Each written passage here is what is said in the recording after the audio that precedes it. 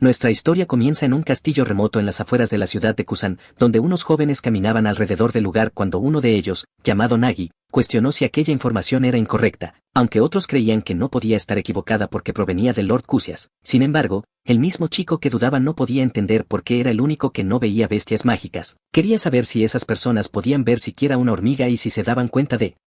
que el rumor del señor Nagi ya se había difundido, y el joven que ya lo cuestionaba pensó que todo tenía sentido, por lo que continuaron su camino. Nagi pensó que era muy extraño y se preguntó si siempre había estado allí, pero otro de los chicos se dio cuenta de que el lugar no aparecía en el mapa y, al ver una salida, subió las escaleras y se lo mostró al líder, quien al ver el mapa pensó que el sitio era muy sospechoso y que debían enviar a alguien a investigar. El muchacho que siempre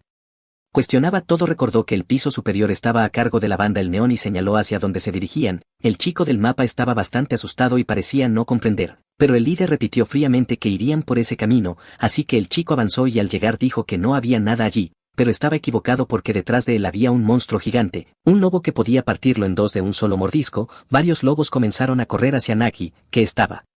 aterrorizado, y de repente la entrada se cerró tomando a los demás por sorpresa. Había muchas criaturas mágicas y no sabían qué hacer. Uno de los chicos preguntó qué iban a hacer y Nagi lo agarró rápidamente y lo lanzó hacia los lobos, dejando claro que no dependía de ellos hacer nada y que si quería vivir debía luchar. Los demás hombres murieron atacados por los lobos mientras él lo observaba todo. Nagi vio algo que lo aterrorizó, y siendo joven e inexperto dejó caer su espada mostrando que su coraje era falso, mientras un lobo de enorme boca le ladraba, hasta que ese lobo gigante fue golpeado con fuerza en el cuello antes de convertir a Nagi en su cena, y quien lo hizo fue un arquero llamado Lanson, que pensó que había una damisela en peligro. Nagi se emocionó al ver a Lanson creyendo que había llegado justo a tiempo, pero Lanson al ver lo débil que era solo le pidió que observara atentamente y decidió mostrar el dominio de un maestro espadachín, esquivando fácilmente el ataque de un lobo, golpeándolo sin esfuerzo y arrancándole la cabeza. Luego dos criaturas más se unieron y él acabó con ellas con facilidad, sorprendiendo enormemente a Nagi, mientras los hombres que acompañaban a Lanson vitoreaban porque ya esperaban algo así de él. Nagi, muy sorprendido, le dijo que era increíble y que un maestro de la espada estaba en otro nivel incomparable, preguntándose qué recompensa le daría el conde Cusius, pero lleno de celos afirmó que él podría haber manejado todo eso fácilmente, mintiendo descaradamente, y Lanson, al ver esa expresión desvergonzada, elogió su labia pero reveló que la calidad de su espada era pésima y que debía entrenar mucho más y quería ser fuerte, lo que hizo que Nagi lo mirara con una sonrisa y una mirada psicópata, dejando claro que así lo haría. La escena cambia a las ruinas de Illon, donde un hombre llamado Balsion se preguntaba por qué Lanson tardaba tanto, y este se disculpó explicando que algo había ocurrido. Balsion le dijo que el conde Cusius había llegado hacía rato y que la situación no era buena. Lanson se asustó y quiso saber qué había pasado. Entonces Balsion le entregó una carta explicando que el conde se la había dado y se había llevado a los niños. Lanson la abrió y se sorprendió al leer que debía matar a Dulces, el conde de sangre, un poderoso vampiro de sangre pura y maestro espadachín que gobernaba la ciudad de Kazu, mientras Kusan estaba bajo el control de Cusius, ambos con intereses que se superponían. Entraban constantemente en conflicto, obligando a los habitantes de Kusan a hacer trabajos sucios para recibir su apoyo. Lanson solo quería huir con los niños y vivir en paz. No podía creerlo después de 10 años de lealtad y estaba devastado. Balsion le explicó que no podía ir porque Dulces era un vampiro extremadamente peligroso, y Lanson, sin razones para vivir si no era con sus hermanos, insistió, lo que hizo que Balsion perdiera la calma advirtiendo que la misión era suicida por la cantidad de vampiros expertos, pero Lanson lo llamó por su nombre y dejó claro que era una orden, pidiéndole que se quedara a cuidar a los demás mientras él, confiado y sonriente, prometía regresar para arreglarlo todo. Aunque Balsion se disculpó en su interior al sentir que esta vez no podría obedecer, la escena cambia al reino de Danroa el 11 de marzo del año 1337, donde la reina ordenó al comandante que se llevara a Lanson y huyera, pero el comandante Balson quiso quedarse para protegerla. Hasta que la reina explicó que ahora protegía la línea de sangre real, y aceptando la misión le dijo a Lanson que debía sobrevivir a toda costa porque era el destino de las mujeres de Danroa transmitir su sangre a las futuras generaciones, y como príncipe debía cumplir su deber, aunque él no quería aceptarlo ni huir solo, por lo que la reina le colocó un collar asegurándole que lo ayudaría y le pidió restaurar la familia real. Balson juró dedicar su vida a servirla, pero el cielo ardía en llamas y apenas logró escapar con el segundo príncipe, lleno de tristeza por no haber podido protegerlos, mientras la capital se consumía en fuego en el cumpleaños número 13 del príncipe, quien presenció la muerte de su familia en silencio, marcando el fin de los 500 años de historia del reino de Danroa. Lograron huir por una ruta secreta con herederos de marqueses, condes y unos 20 caballeros. Cruzaron la frontera el 1 de abril de 1337 rumbo a Roxium, dejando atrás la gloria y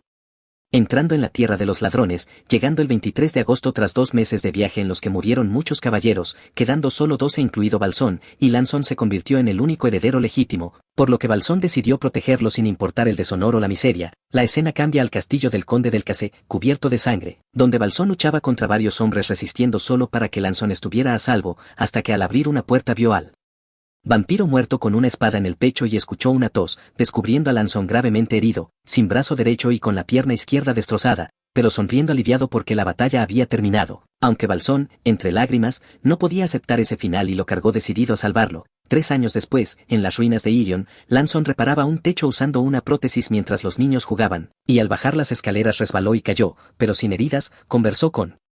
Balsón sobre esperar otro mes, recordó que no debía hacer trabajos así, pero Lanson rió diciendo que no podía pedirles eso a los niños y que aunque crecieran siempre los protegería, hablando también del elixir de la vida, un antiguo milagro irrepetible encontrado hace 200 años, que Lanson consideraba solo una leyenda, hasta que los niños gritaron y una espada voló hacia él, atrapándola sin mirar, corrigiendo a su alumno sobre la postura y la visualización del enemigo, momento en el que Lanson recordó su batalla contra el vampiro duque, donde recordó claramente que el duque pensaba que mientras más cosas tuviera que proteger, más pesados serían sus pensamientos y que estaba a punto de acabar con su propia vida, pero antes de que eso ocurriera bloqueó el ataque con su espada y explicó que tenía algo que proteger y que no podía morir bajo ninguna circunstancia, y fue en ese momento cuando el duque Dolcus terminó arrancándole el brazo, por lo que comenzó a temblar sosteniendo la espada de madera. Balsane y el niño quedaron muy impresionados cuando Lanson destrozó por completo el muñeco de madera partiéndolo en dos, sintiéndose incómodo e intentando explicar que solo quería mostrar cómo debía hacerse, aunque terminó rompiéndolo y diciendo que lo arreglaría, cuando de pronto apareció otro niño llamando a Lanson y advirtiéndole que había un gran problema. Se trataba de Daisy y Secklin, lo que tensó de inmediato a Lanson, quien corrió desesperadamente al lugar al percibir que no era una simple pelea infantil, pues podía oler sangre. Empezó a gritar llamando a los niños y allí encontró a la chica y al chico luchando con espadas, siendo Daisy la chica pelirroja y el niño Secklin, Nagi, que observaba el combate. También vio a Lanson y pensó que había pasado bastante tiempo. Lanson estaba furioso y quería saber qué demonios estaba pensando ese tipo. Nagi, vasallo de Cusius, explicó que estaban en medio de una evaluación porque ambos habían mostrado potencial y pensaba aceptarlos como parte de su linaje directo. Algo que Lanson no podía creer, mientras Nagi opinaba que incluso un linaje de bajo rango era mejor que quedarse sin brazo o pierna. Claramente molesto, Lanson quiso saber si el conde Cusius estaba al tanto, pero Nagi se dio cuenta de que Lanson no entendía la situación, ya que alguien tan ocupado no se preocuparía por algo así. Lanson preguntó si había venido solo aunque sabía que ese territorio pertenecía a su familia, y Nagi respondió que sí, porque había oído el rumor de que el gran maestro Lanson había perdido sus extremidades por culpa de unos mocosos, lo que enfureció profundamente a Lanson por la forma cruel y psicópata en que Nagi hablaba del asunto. Nagi preguntó cómo pensaba proteger a esos niños con ese cuerpo, y Lanson dejó claro que si Nagi les ponía un dedo encima, moriría a sus manos, pero Nagi no lo creyó porque ahora Lanson era extremadamente débil. Lanson avanzó con su espada, pero fue detenido por 2 hombres de Nagi, aunque pensó que ambos eran expertos de bajo nivel y no eran rival para un maestro de la espada, advirtiendo que no debían subestimarlo, y con un solo movimiento lanzó por los aires a ambos hombres pese a haber perdido el brazo derecho, mientras ellos se arrastraban por el suelo. Aún así Nagi mantuvo su actitud astuta fingiendo estar impresionado y, con ironía, le dijo que era increíble, mientras Lanson pensaba que los novatos de hoy no tenían sentido del miedo, y Nagi creía que era demasiado estricto porque al final su oponente era un monstruo. Lanson sintió que Nagi no había cambiado en absoluto, pero este sonrió, tomó su espada liberando una gran energía y Lanson comprendió que en su estado actual no tenía escapatoria, por lo que corrió y saltó hacia él. Nagi se limitó a observar y adoptó una postura defensiva, pero Lanson esperaba una apertura y logró ejecutar el movimiento correcto para romper su bloqueo, aunque quedó atónito al ver que su espada se había partido en 2 al golpear a Nagi, quien con su sonrisa psicópata quiso saber qué le había pasado, pensando que su núcleo estaba completamente destruido y burlándose de que nunca alcanzaría el rango supremo, insistiendo en que los linajes de sangre eran superiores, preguntándose incluso qué debía hacer con él y dispuesto a matarlos uno por uno, lo que hizo temblar a Daisy y Secklin. Lanson comprendió que en una pelea real perdería de todos modos y abandonó la postura de combate, pensando solo en proteger a los niños, pidiéndole a Nagi que terminara allí porque había niños presentes, pero Nagi estalló en carcajadas, encontrando divertido que Lanson dijera algo así y preguntándole si estaba suplicando, algo que Lanson no negó, consciente de que Nagi quería humillarlo, quien decidió no dejarlo ir tan fácilmente y calentó la situación golpeándolo con fuerza en el rostro, sujetándolo del cuello y golpeándolo otra vez, para luego patearlo repetidamente en el suelo y pisotear su cabeza, mientras Lanson solo quería disculparse. Nagi no lo entendía del todo, pero tampoco quería matarlo justo cuando se estaba divirtiendo, así que dejó claro que volvería al día siguiente, y los niños corrieron hacia Lanzón desesperados sin saber qué hacer por su maestro, mientras él se sentía satisfecho por haberlos protegido. Más tarde, ya de noche, Lanzón estaba completamente vendado y se sentó a la mesa con Daisy y Seclin para preguntarles por qué habían intentado unirse al linaje de Nagi. Seclin se disculpó y Daisy, avergonzada, guardó silencio hasta que declaró que todo era una tontería, asustando a Lanzón al decir que no entendía por qué no podía servirles, ya que incluso él había sido un sirviente, a lo que Lanzón respondió que por su codicia de convertirse en vampiro perdió a sus compañeros y a su familia y aún así terminó sin brazo ni pierna, preguntándole si realmente quería vivir chupando sangre, pero Daisy replicó que eso no era asunto suyo y que no era su padre, afirmando entre lágrimas que se haría cargo de su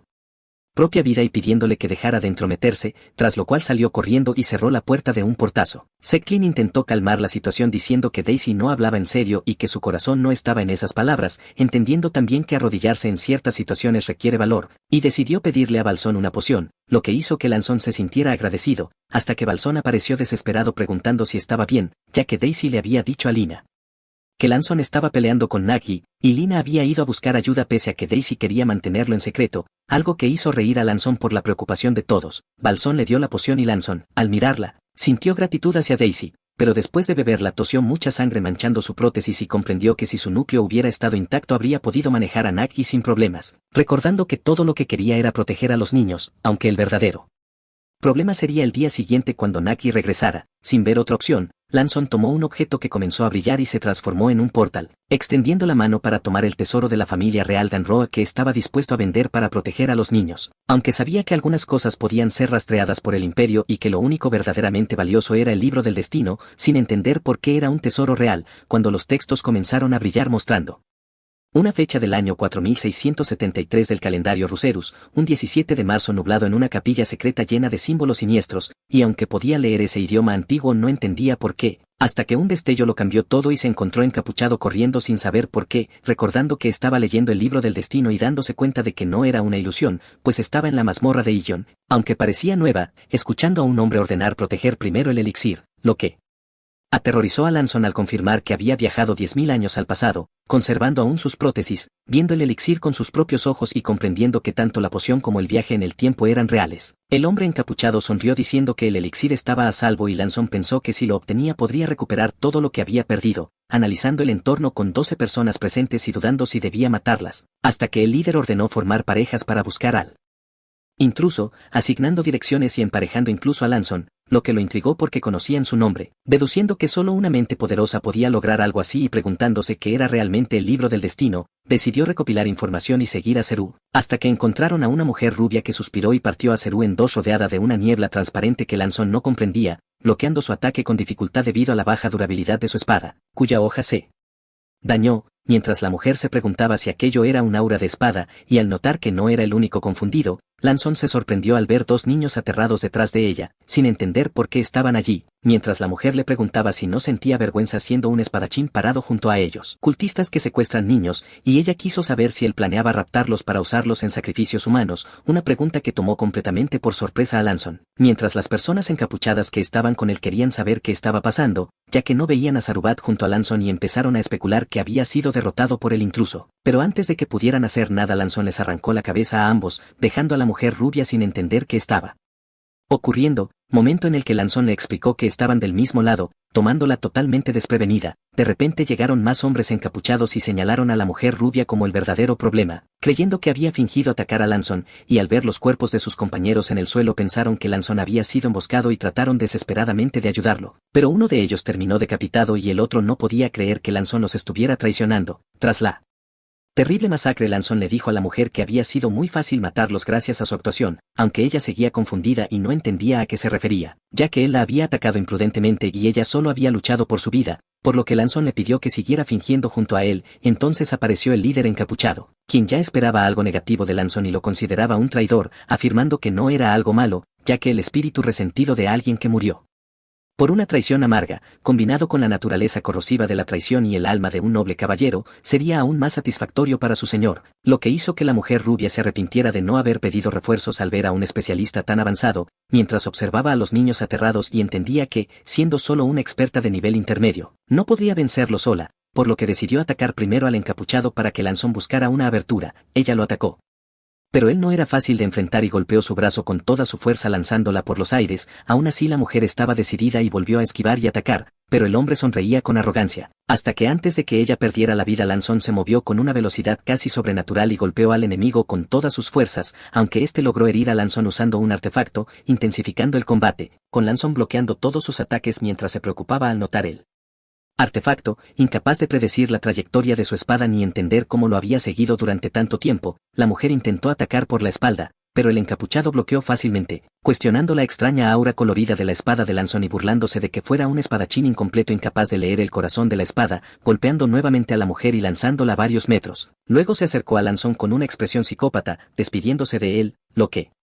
sorprendió a Lanzón, quien había pasado por el infierno bajo el mando del conde Cusius y había sido considerado un arma estratégica, por lo que decidió demostrar si eso también era incompleto liberando su aura, dejando al encapuchado atónito al notar que el poder de Lanzón era completamente distinto al de minutos antes, hasta que finalmente el encapuchado murió por un ataque tan poderoso que rompió la espada de Lanzón, quien cayó de rodillas escupiendo sangre. La mujer, aterrada, quiso saber quién era realmente Lanzón, mientras él se acercaba al cuerpo casi rezando por encontrar lo que buscaba, hallando finalmente el elixir y sonriendo ampliamente, abriéndolo y bebiéndolo, lo que hizo que la mujer se preguntara qué estaba haciendo, hasta que Lanzón cayó al suelo como si hubiera muerto. La escena vuelve a la noche, cuando Daisy se pregunta dónde está su maestro y decide buscarlo para disculparse, encontrándolo inconsciente en el suelo. Luego Belson lo acomoda en la cama y Daisy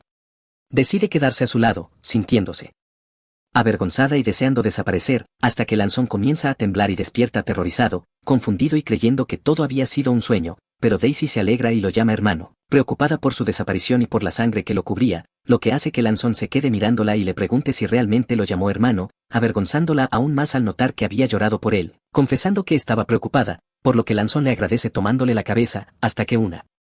intensa luz lo rodea y su cuerpo comienza a cambiar sin dolor, haciendo caer sus prótesis y devolviéndole su brazo y su pierna reales, demostrando que el libro del destino había funcionado. Aunque Lanzón apenas logra ponerse de pie y vuelve a desmayarse, al despertar escucha la voz de Balzón, quien no puede creer el milagro, y Daisy confirma que no mentía, mientras Balzón llora al ver restaurado el cuerpo de Lanzón, quien explica que bebió el elixir, sorprendiendo a Balzón al saber que una sola gota valía más de 50.000 galones, y tras explicar que quería comprobar algo, Lanzón camina hasta el lugar del elixir, descubre que no está allí y usando una llave secreta abre una cámara mágica llena de monedas, artefactos antiguos, espadas, armaduras y herramientas mágicas, explicando a Balzón que viajó 10.000 años al pasado, dándose cuenta de que si el libro del destino no era de un solo uso podría conquistar cualquier cosa, por lo que le dice a su tío que primero debe hacer algo. La escena cambia a Naki, satisfecho entre cadáveres, pensando en qué diversión buscar ese día, hasta que sale y encuentra a Lanzón esperándolo con sus extremidades restauradas, lo que lo llena de pánico y hace que ordene avisar a Lord, pero Lanzón ataca primero, demostrando su poder al dividir su ataque y matar a los subordinados, avanzando luego hacia Naki, quien bloquea con arrogancia creyendo que su núcleo no estaba completo, pero Lanzón demuestra lo contrario, lanzando un aura que sorprende a Naki, quien confiaba en su linaje noble, cuerpo superior y regeneración vampírica, pero el ataque de Lanzón se desvía y le arranca la cabeza, quemándola al instante, dejando a Lanzón exhausto pero victorioso, y finalmente explicándole a Daisy que pudo viajar al pasado y beber el elixir gracias a un tesoro de la familia real Van Rohe. Y Balsine quiso saber si Lanzón tenía la capacidad de regresar al pasado otra vez, pero Lanzón aún no sabía si eso era posible, ya que desde entonces no había habido ninguna reacción. Tampoco entendía cómo el libro del destino lo había hecho volver al pasado. Durante la conversación apareció una mujer llamada Simelon, quien pensó que quizá un artefacto creado en la era de la magia podía hacer posible algo así, pero Lanzón, al pensar en lo antigua que era esa tecnología, no podía creer que algo tan pequeño contuviera un poder tan divino, hasta que Daisy se dio cuenta de una contradicción. El elixir había sido descubierto hacía 200 años, pero si Lanzón lo había bebido 10.000 años atrás, entonces no podía haberse descubierto en ese momento, algo que Lanzón no había considerado y reconoció que la chica pelirroja tenía razón, recordando que solo había bebido la mitad, por lo que preguntó a Balzón si existía algún registro de que solo se hubiera encontrado medio elixir, pero Balzón nunca había oído algo así. Se reflexionó que era imposible saberlo con certeza, ya que la historia pudo haber sido alterada y quizás solo se descubrió la mitad porque Lanzón bebió el resto, pero lo que sí estaba claro era que si podía regresar al pasado otra vez, sus acciones podrían cambiar el mundo entero, y quiso saber qué deseaba lograr. A lo que Lanzón respondió que buscaba venganza por la muerte de sus padres y hermanos aquella noche, reconstruir el reino de Van Rohe y, como primer Paso, matar al conde Casalas. Lanzón creía que al convertirse en vasallo del señor de Kusan podría haber garantizado la seguridad de su familia, pero entendió demasiado tarde que la felicidad obtenida dependiendo de otro nunca es real, mientras se advertía que el conde Caslus ya era un maestro espadachín y que al haber obtenido la verdadera sangre del Catu su poder era ahora inimaginable, aunque Lanzón no lo consideró una razón para desistir y quiso saber cómo reaccionaría Caslas al descubrir.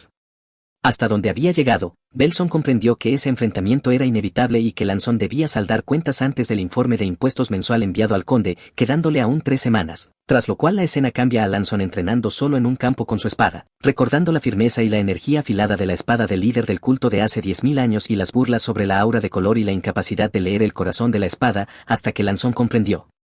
que era como si él mismo se hubiera convertido en la espada, entendiendo finalmente que aquello no era simplemente aura. De pronto Daisy llegó desesperada para advertirle que algo terrible había ocurrido, pues era el conde Castris, y la escena se traslada a este sentado en su trono mientras sus soldados informan que habían invitado a la familia Lanzón a su castillo en 3 días, mostrando una sonrisa psicópata al pensar que había llegado el momento de usar a los nobles de Ganroa como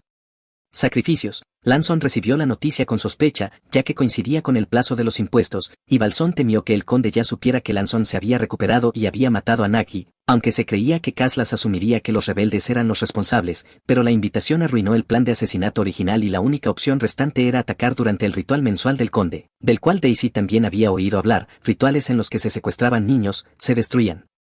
aldeas enteras incapaces de pagar impuestos y se usaban cuerpos y niños como sacrificios, lo que sorprendió a Lanzón al ver hasta qué punto el conde cometía atrocidades para agradar a entidades incomprensibles. Se explicó que obtuvo esa información gracias a sus contactos, dejando a Lanzón preocupado por el peligro al que ella se había expuesto, aunque el verdadero problema era que el plan estaba arruinado. Y Daisy preguntó si Lanzón realmente podía enfrentarse a Caslas, a lo que él respondió, mostrando la espada del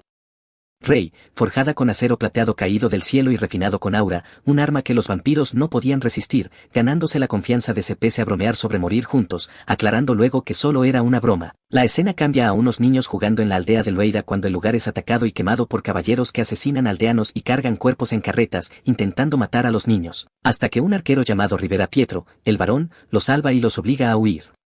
Comprendiendo que el conde había ido demasiado lejos, esa noche los soldados entregan 116 cuerpos al conde Caslas, quien sonríe satisfecho y se acerca a una carreta cubierta de paja, pero al apartarla aparece Lanzón lanzando su aura y atacándolo, revelándose luego que el plan de ese era que Lanzón se ocultara entre los cadáveres para atacarlo cuando bajara la guardia, aunque Caslas bloqueó el ataque sin esfuerzo, notando además que el cuerpo de Lanzón había sido restaurado y deduciendo que había encontrado el elixir, felicitándolo, mientras Lanzón entendía que debía ganar a cualquier costo. El combate se intensificó, el conde liberó su aura vampírica causando destrucción, y aunque Lanzón logró decapitarlo, la cabeza volvió a su lugar, sonriendo mientras Caslas revelaba que sabía que Lanzón era el segundo príncipe desaparecido de Danroa y que su alma era un sacrificio valioso. Pero Lanzón siguió atacando sin rendirse, hasta que una ola de energía sacudió el lugar.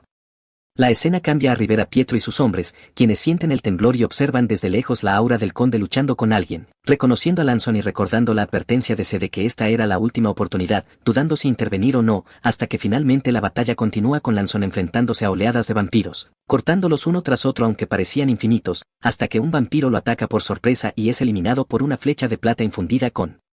aura, revelando la llegada de Rivera Pietro, Salzar, Daisy, C y Clan, quienes se unen rápidamente para organizarse y enfrentar juntos al conde y a sus subordinados. El conde vio que todas las personas a las que quería muertas estaban allí y Rivera continuó disparando sus flechas, mientras Daisy y Seclin luchaban con sus espadas. Y Lanzón se preocupó porque no quería que ninguno de ellos resultara herido, comprendiendo finalmente por qué todos habían acudido. Daisy le explicó que no debía intentar cargar con todo el solo y que todos estaban allí con él porque ya eran adultos y era una lucha que debían afrontar juntos, algo con lo que Salceran estuvo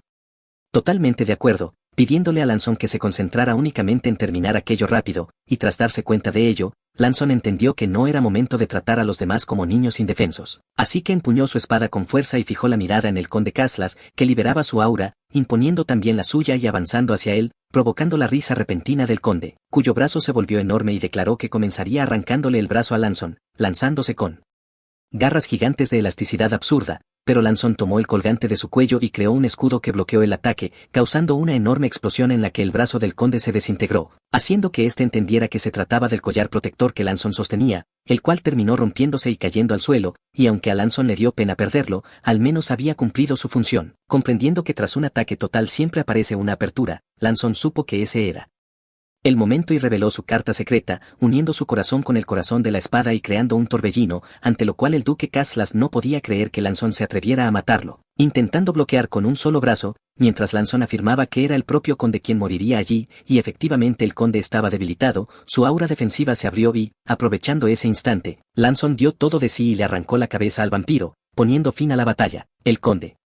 reducido solo a una cabeza, preguntó si aquello era una espada del alma, ya que Lanzón había mezclado el antiguo arte del con el aura de la espada, algo que se asemejaba a la marca de un gran maestro, y tras la decapitación los vampiros comenzaron a enfermar, mientras los aliados de Lanzón no entendían lo ocurrido, aunque Pietro sí lo comprendió y anunció que Lanzón había matado al conde Caslas, advirtiendo que los vampiros sin amo enloquecen durante 1 o 2 días y que debían eliminarlos rápido, pidiendo permiso para hacerlo, algo que incomodó a Lanzón, ya que en realidad él necesitaba la ayuda de Pietro, quien se inclinó agradecido porque gracias a Lanzón había vengado a sus compañeros, comprometiéndose a trabajar juntos para hacer de la ciudad de Kusan un lugar digno, y mostrando el blasón de la familia Pietro, antiguos nobles de la Tierra de la Gloria, que Lanzón aceptó sorprendido antes de que Pietro se arrodillara y lo reconociera como su señor. Más tarde, Lanzón habló con C, quien no se sorprendió de que Pietro le entregara su escudo, aclarando que no lo conocía profundamente pero había obtenido información ayudándolo algunas veces, aunque Lanzón sospechó que apoyaba a los rebeldes imprudentemente, algo que se negó, explicando que solo había dado un pequeño empujón que resultó favorable, y que ahora debían dejar el resto a Rivera y concentrarse en reunir pruebas de la corrupción del conde Caslos, ya que cuanto más se expusiera, más ciudadanos se unirían, algo con lo que Lanzón estuvo de acuerdo, organizando rápidamente un equipo de investigación con comerciantes y ciudadanos. Luego Lanzón y se entraron en una capilla vacía que parecía fría y perturbadora, con una estatua extraña, hasta que el collar de Lanzón comenzó a brillar, abriendo un portal del que sacó el libro del destino, que volvió a abrirse solo mostrando una fecha del calendario de Ruserus, año 4673, 23 de noviembre, un día despejado en el que el maestro regresó tras apoderarse del tesoro del culto, provocando que Lanzón viajara otra vez al pasado, apareciendo encapuchado conduciendo una carreta en un campo desconocido, donde sintió una presión abrumadora proveniente de un hombre cuyo maná dominaba toda la zona, quien resultó ser el gran duque Ritaina Causias, exterminador de cultistas, que afirmó haber aceptado a Lanzón como discípulo una semana atrás y llevarlo ahora a su castillo para instruirlo, dejando a Lanzón confundido al sentir que Ritaina veía a través de él como si fuera una anomalía. Aunque lo trataba con amabilidad, llegaron a la ciudad de Shining Steel, la ciudad de los caballeros, donde Ritaina delegaba el gobierno para dedicarse a entrenar a la siguiente generación, y Lanzón, sin saber cómo regresar a su tiempo, comenzó a adaptarse a una era cuya tecnología y esgrima superaban a las de su mundo, conociendo allí a otra discípula del gran duque, una joven rubia que resultó ser la misma mujer que había encontrado en la capilla del culto, quien afirmó que Lanzón se la había presentado un año atrás, y Ritaina, complacido, decidió que ella sería su instructora temporal, tras lo cual la joven, llamada Aedan Seron, miembro de los Caballeros del Horizonte, dejó claro que aunque Lanzón era más fuerte, aún no sabía blandir correctamente la espada, explicando que la verdadera espada solo se aprende en el choque del acero y desafiándolo a desenvainar, mientras Lanzón comprendía que, al final, las palabras no significaban nada frente a la espada.